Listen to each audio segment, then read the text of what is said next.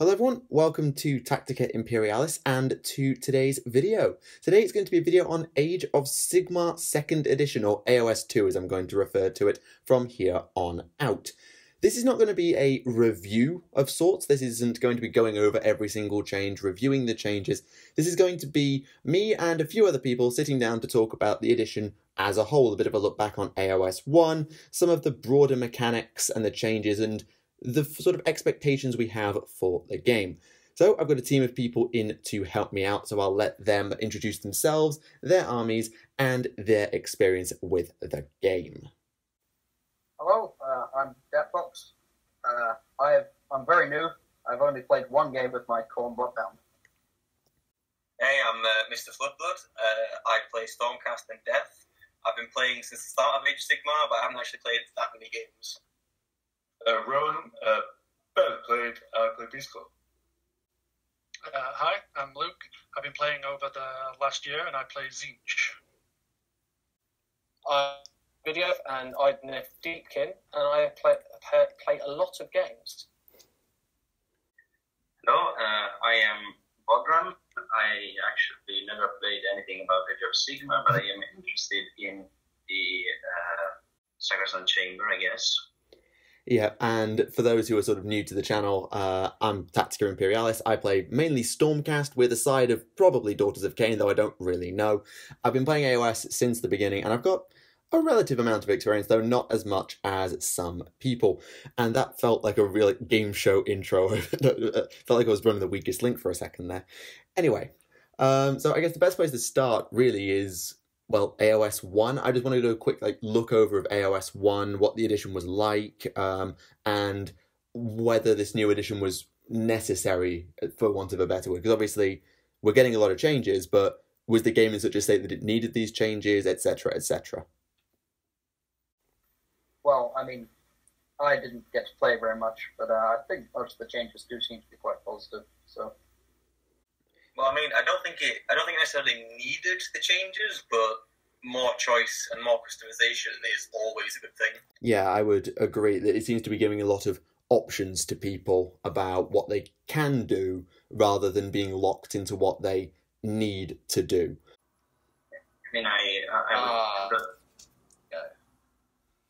Please go on. Sorry, I'll continue with that. So AoS 1, or the current edition of AoS, I'm pissed a bit, but I can understand why they've gone down this path, why they're the pieces of it. Yeah, I mean, I was sort of under the impression, I know this is obviously wrong, that AoS was going to be one rule set that was just gently patched and we weren't going to be seeing additions, but obviously they felt that changes were necessary to play like a full overhaul.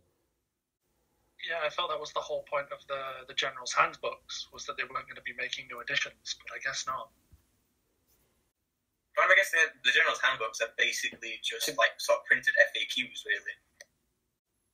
Sort of. To be honest, they, especially if they're doing such a massive change of the entire rule set, they kind of need to do a new edition. I mean, to be fair, we weren't expecting quite as big an overhaul as we got. There's been a hell of a lot of quite massive changes, and we'll cover most of those, I think, in the discussion throughout the video. So, yeah, I see why they have done a new edition, but it was something that was a little bit out of left field, I suppose. I do also think that it's probably going to play quite differently, so it's probably to differentiate between the two. Yeah, all right, that seems like a good place to pick up then. So, going into AoS 2, obviously, I know not everyone's got a huge amount of experience, but what are your expectations going into it, looking at the changes and the experience you've got? Because for me personally, I feel like the game's going to get a lot more flavorful, is sort of the word I keep coming back to with AoS 2. It's not that it's going to be perfectly balanced, because it never will be, but it feels like they've put the fluff first and then built the mechanics around it, if that makes sense. Yeah, I guess I can't avoid but agreeing with you.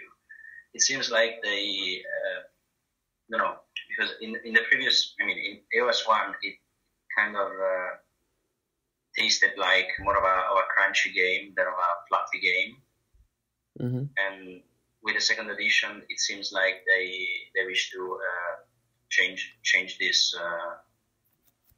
and give the option of offering more fluffy games. I mean, have more fluff involved into the games. Yeah. Rather than just any game being just mere Math Hammer. There were certainly cases where Math Hammer could become very, very horrible. Zinch. Nurgle.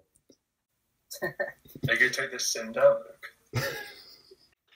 He's in no position to argue. He knows what he's done. Well, point that it does seem that they have moved the game towards a more narrative base. Doesn't mean, though, however, that the competitive side of it, or the tactical thinking side of it, isn't what it is currently. If anything, it's going to a much more. Oh, you cut out there right at the end.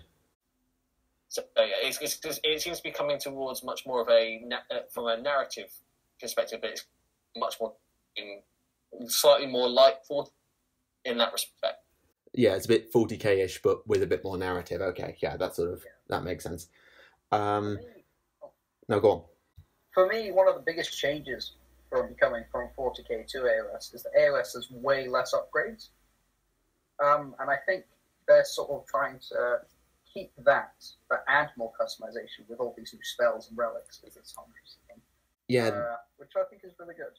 Yeah, the main mechanic that they seem to be pushing this customization is through the realms, which is a really nice way of doing it. So you can dedicate you can bring your army from one of the realms to equip a unique relic from that realm, and you can play within the realms as well to get new magic, new passive abilities, and generally more chicanery, which is a nice way of doing it. And I do worry that having 84 potential artifacts in the game could be a little bit what to some new players, and I don't think the game's going to get more complex, but I think it's going to reward good list building a little bit more than it used to.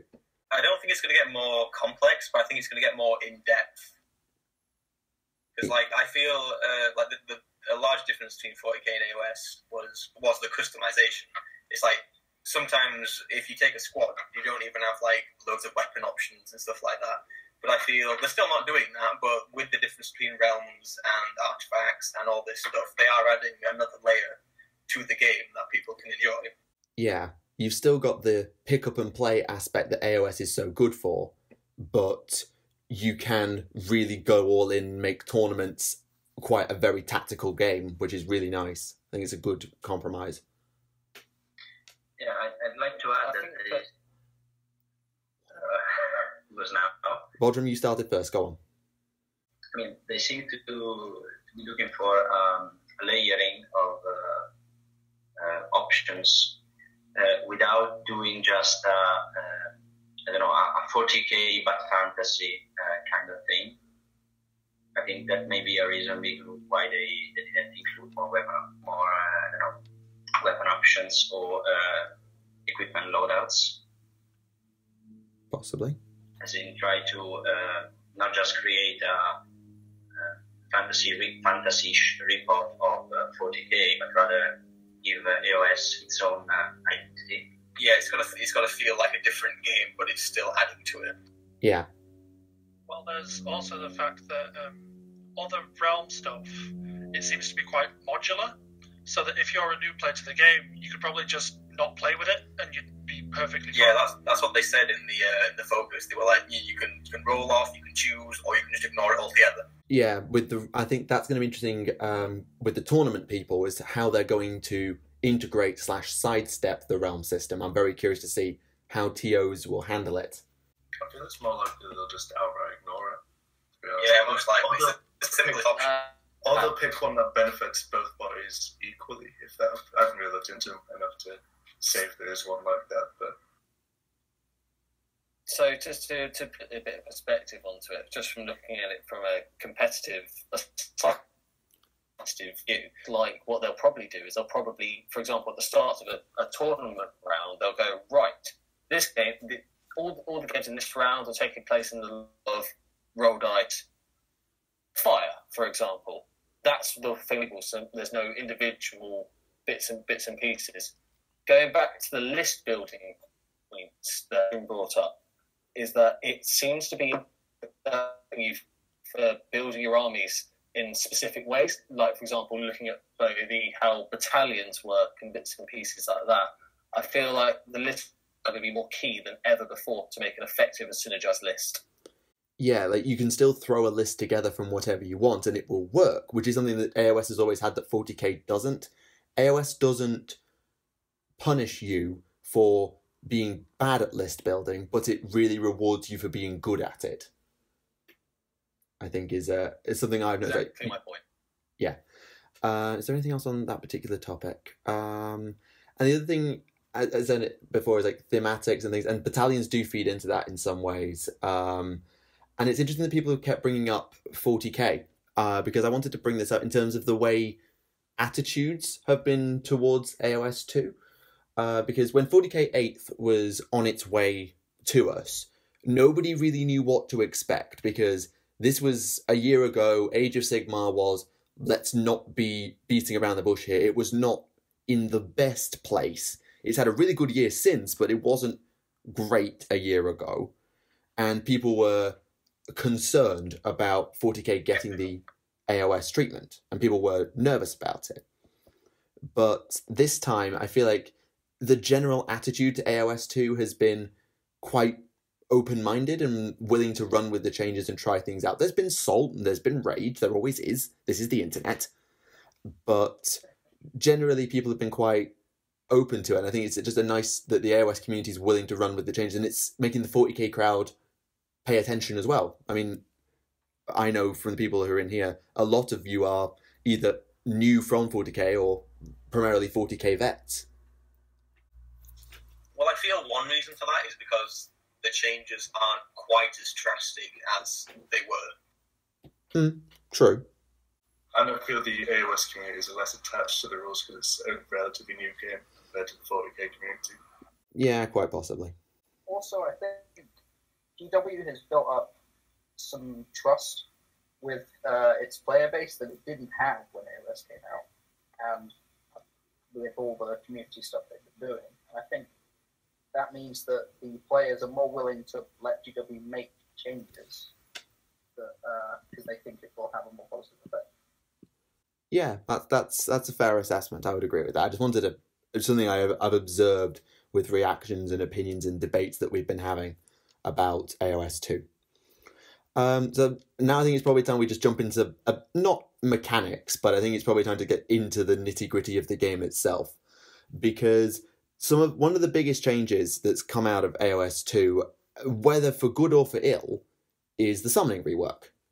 Where, for broad strokes, for TLDR, summoning does not cost reinforcement points anymore. You now accumulate points in a mechanic that fits your army, and then you summon stuff for effectively free. Unless you're dead. Unless you're death, in which case you just cheat. Yeah. It's an interesting change. I'm going to get my first can of worms done. So my thoughts on this is I have to be very skeptical on how it is into the game. For example, if I was to play Nurgle, I would be jumping up and going, I'm amazing, this is great, I've got the best stuff. Let's say, for example, a point of view of a Stormcast player, I look at it and go, crap. I don't want more of you. So I can see there's both sides to this coin, but at the end of it, I've got to wait to see the rulebook and see how each army balances it out before. Yeah, it's just it's a case of wait and see. Sorry, go on. My main it's very much we need to wait and see. But my main concern is that armies like combat bound by my own are going to be balanced around your summoning units. As in, you need to summon or you lose. Yeah, and that might have the effect of if people don't want to summon, then they might not be able to build a viable army. That's an interesting counterpoint, because if you build an army that can work that summons but can work without summoning, the summoning potentially makes it really, really good. But if you build an army that can't work without summoning and choose not to summon, well, trouble town. It's an interesting balance, and I think we will need to wait and see. But it's obviously, in principle, do we think it was a good change? Like, fundamentally, do we agree with them doing it? Or was it something that's like, I wish they'd kept reinforcement points? Well, I feel like hardly anyone used summoning because of the reinforcement points, really. So I guess it makes summoning a lot more appealing, but they do have to balance it properly, otherwise it's just not going to work at all. Yeah, I would agree. Feels like in AoS 1 it was just, reinforcements points was just something that one would avoid doing. But then on the other end, this system could fix that. But on the other hand, it could end up being just like, for example, 40k 6th, 7th edition, the introduction of the demonology. Yeah, that was just, unpleasant. Keep summoning stuff all over the table and just flood your opponents in models.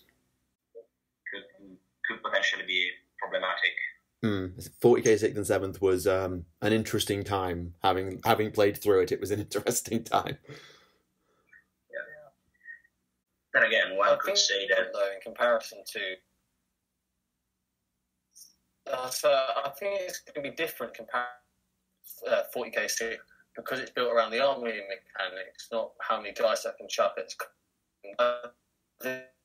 but again, we have to wait and see, really. They have shown a clear attempt to try and limit how much you can summon, like with the lizard map. You only get so many points, etc. And I hope that works.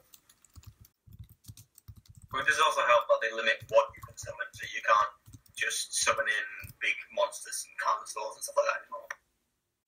Yeah. That's true. I'm still scared about Noble, though. Yeah, and I have to be honest, the Savage Dominion nerf. Oh, I'm so happy. God, I hated Savage Dominion, but that's my own personal rant. But anyway, yeah, summoning is, I wanted to get that one out of the way. And the other major mechanic from AoS 1 that actually hasn't changed is it's double turn. Now, I'll be completely frank, I don't like double turn. I think it is a really bad mechanic, personally, because it really annoys me that I can set up as much as I want, and then suddenly, oh, my opponent rolls a better dice than me, I just lose automatically.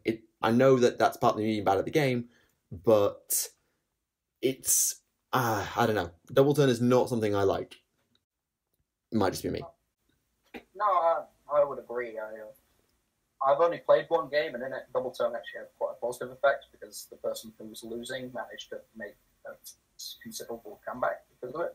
But I don't think it's a particularly balanced way because it will work just as much against the flow of the game as it will in favor of it. So. Yeah, it's kind of an example of a single dice roll, basically deciding the thing of the game, which is the flow of the game, which is never really a good thing. Yeah, because if you play a shooting army against a fast army, if you get double turned on 2, you just kind of lose, which is not very fun. But they have taken some steps to address the power of particularly the turn 2 double turn, because they've made it harder for you to get double turn ever so slightly. It's a tiny nerf, but it's a nerf. And they've also put endless spell priority and control over to the person who's not going first, which is, that leads to a debate on endless spells, and we can just work that into this. But it is interesting how they've tried to tackle the issue, or theoretical issue. I feel that then puts priority on endless spells, as in there needs to be endless spells in order to potentially, decrease the chance of you getting absolutely destroyed by a double turn. Possibly. Yeah. One of my concerns about that is that because my army can't summon endless spells, and it's possible they might not even be able to dispel them, although that's quite unlikely. I do worry that if that's the only answer to double turn, it's going to leave armies that can't do Psychic at a severe disadvantage. Yeah, because if you play, let's say, Khorne, and your opponent summons the healing spell. Let's say the healing spell because, the healing spell has some fun, potential scary applications. If you're a Khorne player, you might just want to continually not even try double turn in order to keep that spell healing you, and you have no way of potentially cancelling that spell out, and you can't let your opponent have it, but that means you never get double turn and you never get that momentum swing that you need to win the game. This is kind of why the ally system exists, though. Go on. Well, you can jump in, say, for example, something from Slaves to Darkness, get yourself a sorcerer. It's 100 odd points, but that means you can now control and cast endless spells. That's valid. It's just like if you want to run a mono, I mean, that's obviously fair in tournaments, but if you're running a mono army, what do you do? It's kind of like the old Necrons have no Psykers and Tau have no Psykers problem. How do you deal with it? But kind of turned up to 11 because those powers never go away. But yes, allies is a fair point. Speaking of endless spells, the magic rework. There's several debates to be had around the magic rework and everything regarding endless spells, the arcane bolt nerf, the balance versus shooting. Good grief, magic could define this edition, and as an old fantasy player, that scares me.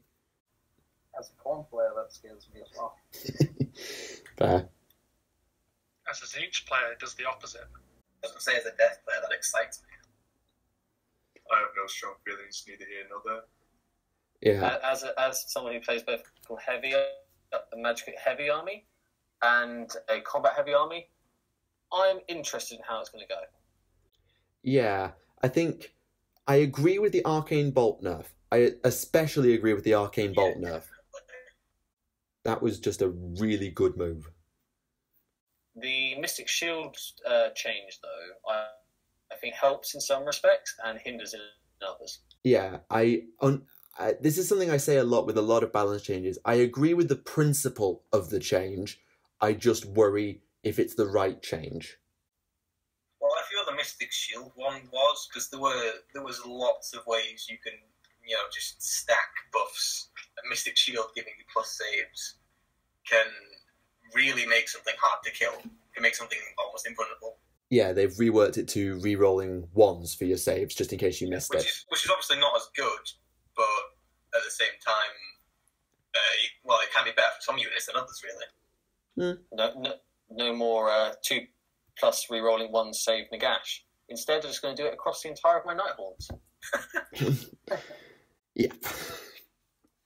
But there is a lot in Magic, and I would be very curious to see how Magic shakes out, because I don't want to, as much as the Penumbral Pendulum coming back under a new name, the Purple Sun coming back, I love seeing that sort of thing. I don't want them to define the game. I want them to be kind of like the Realm rules, nice, flavorful additions that make games interesting, but don't decide it on who gets a good casting roll and whether you can dispel it quickly, etc.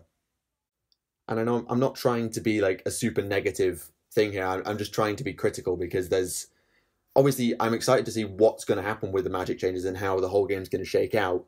But I can't help shake the concern of just being Magic off the board, because, well, Tzeentch did it to me last edition and Magic's getting buffed.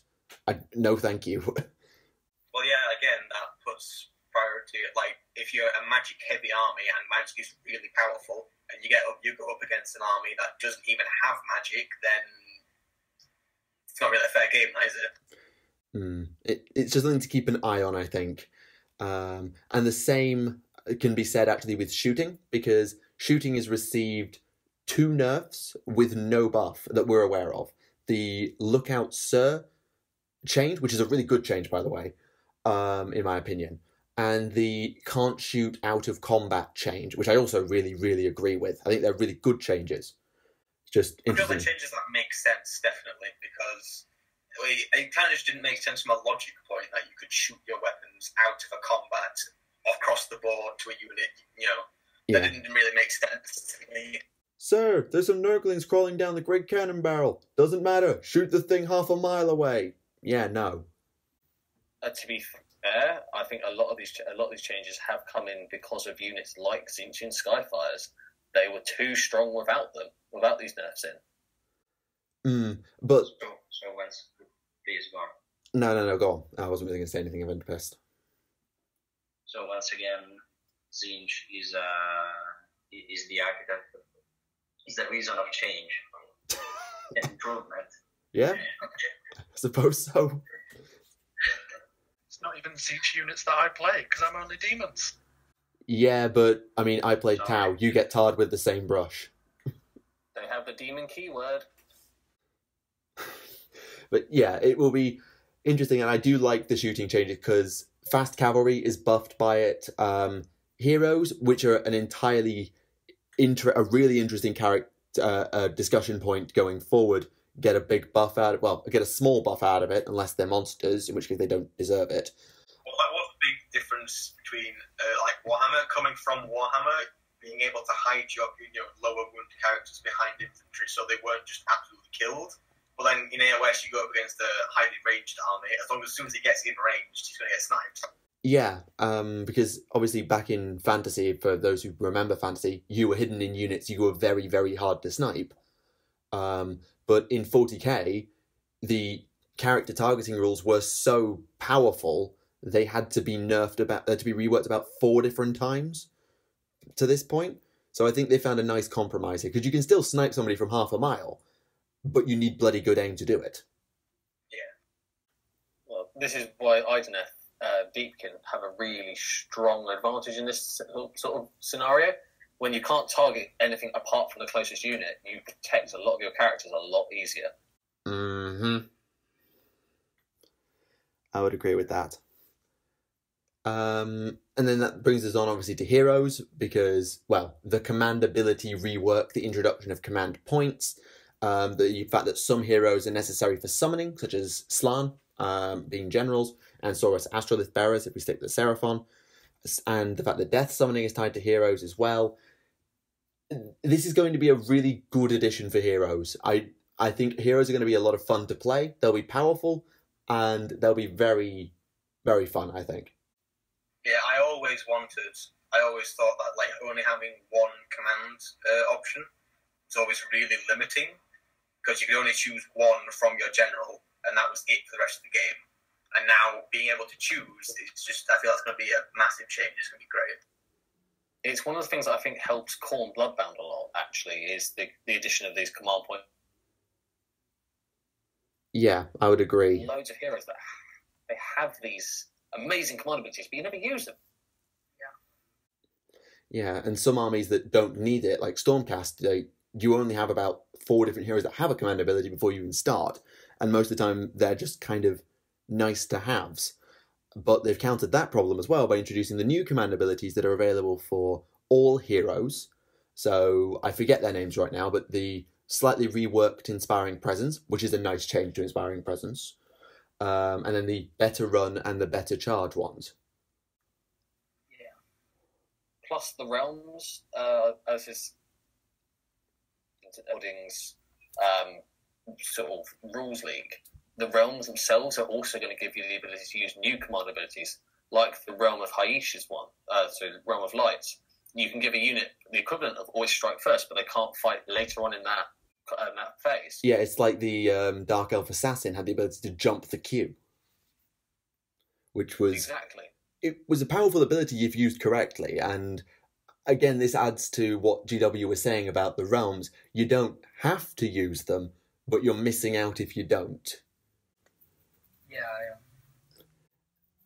But yeah, I don't think we're going into an age of Hero Hammer. I don't. I mean, AoS 1 had a phase of Hero Hammer, like early on, but I think that's sort of past now. Do not underestimate the strengths of having large units, especially with someone like Death. 40-man skelly blocks hold your entire army together. Oh yeah. And we didn't really play the armies that did that, but in the very early days of AoS, like before Battle Tomes, the first few tomes, heroes were ridiculous. Sometimes a hero could just clean up half a battle line without dying, and it was very, very silly. That's been alleviated somewhat thanks to points and the other things like the General's Handbook, but there was a time, and I don't think we're going, as I said, I don't think this will be a AOS 2 Hero Hammer edition, but heroes have certainly benefited in a nice way. Well, the other example of that is, especially for something that there was a tactic used quite a lot in the early parts of this edition, was to take a unit of 30, put them within range of the banner, and then there's another character called Sal the Faithless. He was a Forge World character who could then cast a spell on them, which allowed them to fly and up their movement to 10. So they'd be able to just jump across the battlefield and turn 1 charge you in the face. So what unit was that? Sorry, you cut out on me. Sorry, there was a spell you could cast from a Forge World character, which you could cast on a unit of 30 Bloodletters. Bloodletters, right. Propel them. Yeah. Turn 1 charges for Cornate Bloodletters. No, Ooh. thank you. Thank God that's gone. Yeah, I would completely agree with that. Yeah. Sorry, someone going to say something there? No. Yeah, I think Hero's going to be good, and we'll see how it all shakes out in the wash. I want to have a quick little segment here about some predictions. So, what armies do you expect we're going to get next? So, obviously, we know the Sacrosanct Chamber is coming. We know Nighthaunt is coming, and by God, the new Nighthaunt models, like the new heroes we got revealed just before the weekend. Wow. Yes. Bloody hell, wow. Wow, indeed. But what else are you predicting? Let's say by year's end, what else do you expect that we're going to have for AOS 2 in the army lists? Right, so I'm going to cheat a little bit on this one as well. After speaking to some of the guys who are at Warhammer Fest, the guys have almost guaranteed that there's going to be a Skaven battle tome by the end of the year. Whether or not that's going to be an individual clan or a mixture of the clans, like something like Legions of Nagash was, that's to be seen. Yeah, I think we saw a Skaven-like blade in the rumour engine. There was a debate whether it was Skaven or Goblin, or Grot, sorry. But there was a debate regarding that. Yeah, I would also put money on Slaanesh. But yeah, that's happening. Yeah. I would wager we'll get one of the 2 remaining elf factions, and I'm going to go out on a limb and say it's going to be Tyrians.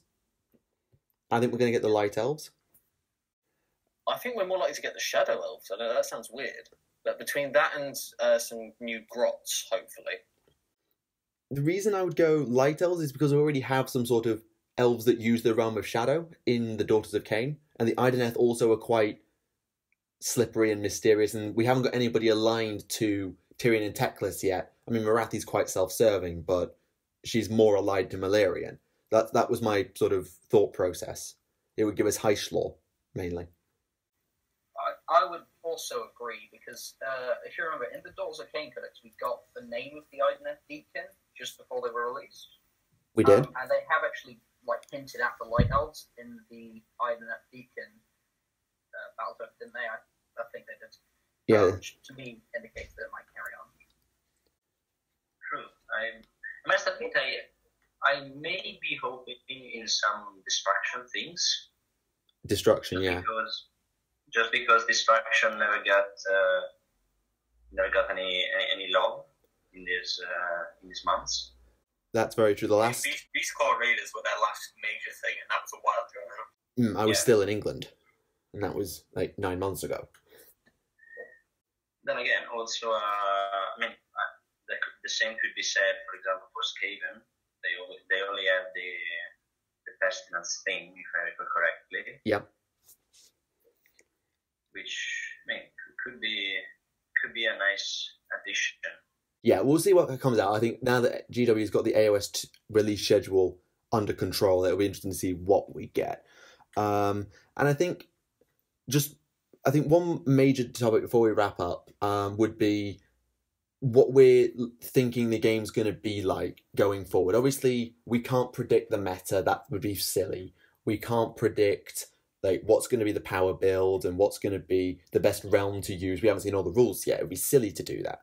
But what sort of a game do you think we're going to have in AOS 2? Is it going to be radically different from AOS 1? Is it just going to be a slightly different twist? Are they going to focus on different aspects? What do you think AOS 2 is going to be, do you think? I imagine it's just more of the same, to be honest. But I think AOS 2 is going to be the gameplay is not going to change a massive amount. I think it's the main thrust of AOS 2 is going to come from that background and that narrative side of things. It's the thing the game's been missing, and I think it's the sort of thing that's going to put it on par with 40k, if not make it exceed 40k. And this is something I don't know if I'd be right in saying AOS lives and dies by its lore now, but I don't think it would be too far from saying that if the lore wasn't there, AOS would really struggle. No, I completely agree with that. And especially from what we've had with the Malign Portents book, as well as Legions of Nagash, it's getting that lore, but it needed it a little bit earlier. Yeah, this is 3 years since AOS was released. It's a bit late, but we're getting it now, and I think this is going to be the edition, if I were to sum it up in one sentence, where you need good fluff and a good brain to enjoy the game to the most. You need a good list building brain to enjoy it in terms of winning games, and you need a good eye for fluff and thematics to get the most out of your army. That's what I'm hoping this edition is going to be. Yeah. I would also like to add, I think endless spells are probably going to change the game more than we might think. I think they might have quite a dramatic effect, actually, but we'll see. Are you thinking for better or for worse? I don't know. For better, I think, because I think it'll add sort of extra dimension to the game, but we'll have to see. Any other comments from anyone about what they're thinking going forward? I mean, obviously some people are not seeing much of AOS 1, or maybe if you're coming over from 40k, is it something that more grabs you than 40k does now, with the whole sway of changes that have come in? Well, I am definitely more excited about Age of Sigmar now. I'm definitely going to focus on it a lot more coming into AOS 2, because I feel it's becoming a lot more detailed as we've gone through it. And I feel, again, it has come a bit late, but it is now coming. Yeah, I'd agree. And I think I can agree with that, because I think about what project I want to do. I have about 8 Age of Sigmar armies I want to do, and none for 40k that don't involve topping up my old armies. Yeah, you've never had that problem before, and now it's a big deal. Yeah, I thought it used to be I could think of, okay, I'd quite like to try this army or whatever, but Age of Sigmar now is in a position where I go, I want to try this, but I can do this, but I can do this, but I can do this, but I can do this. And the game will reward me for doing that, because it doesn't punish you for being experimental like 40k can sometimes do. Or at least that's how I felt. Yeah, sorry. Please. I'd say it's. I mean, there will be, of course, always be room for improvement. But I think the main idea of AOS 2 would be to try and cement, let's just say, the lore of Age of Sigmar on a more let's just say, widespread thing. That we don't know very much about how things exactly work in Age of Sigmar from a lore standpoint. And I think that they'll try to expand upon this in AOS 2. Yeah, they've said they're sort of going to do that.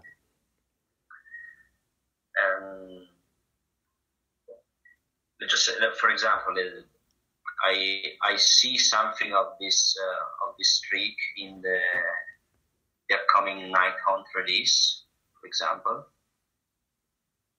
because Night-Hunt is not something that was has been explored very much up until now. Yeah, it was like a really small part of Death. Yeah, it was just there. Exactly. Yeah. So, well, I guess we'll wait and see. I think one of Age of Sigmar's main strengths and what really drew me into the game is that it's treading a lot of newer ground. It feels a lot fresher than 40k, and I think combining that with the new models, they're going to keep pulling people in. It's going to keep getting bigger.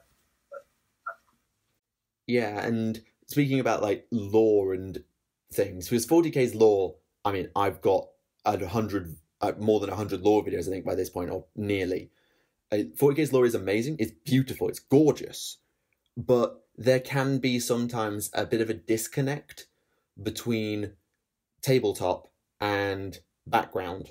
Not all the time. Some of the rules are really nice and flavorful and things like that, but there can be that disconnect. And Age of Sigmar's really, it feels like with the realms, with the different summoning mechanics being tailored to every army, with logical, this makes sense in my head rule changes, not as in mechanically it makes sense, but in terms of this is what would happen on a battlefield logical changes. They're trying to integrate the fluff into the game whilst also trying to keep a balanced game, and it'll be interesting to see if they can pull that off. I think my parting thoughts, especially with regards to AoS 2, is bigger games, better lore, kick-ass sorcery. I think they summed it up best, and let's run with it. Yeah, if I were to sum it up, bring it on. Definitely bring it on. So, is there any further closing remarks, not maybe on a particular topic, or just any closing remarks at all about AoS 2, the game, the things we may not have treaded on in this video? Is there anything else you want to say before we close out? Sigmar memes are the best memes. Lot of chambers. You tend to be sad. Yeah, fine. I'm going to get a lot of requests to help tweak people's lists. I know that's going to be coming. Yep, and I'm going to be one of them, I suspect. Anytime. Lovely. So yes, I think that pretty much wraps up our thoughts, our brief discussion on Age of Sigmar 2nd edition. Let us know your thoughts in the comments below. Are you a old school AoS player who's come from AoS 1 and is now looking into the new edition? What are your thoughts about the changes, the sort of theme they're going for, etc.? Are you coming from 40k and you're looking at the game for the first time? Has this convinced you to step in?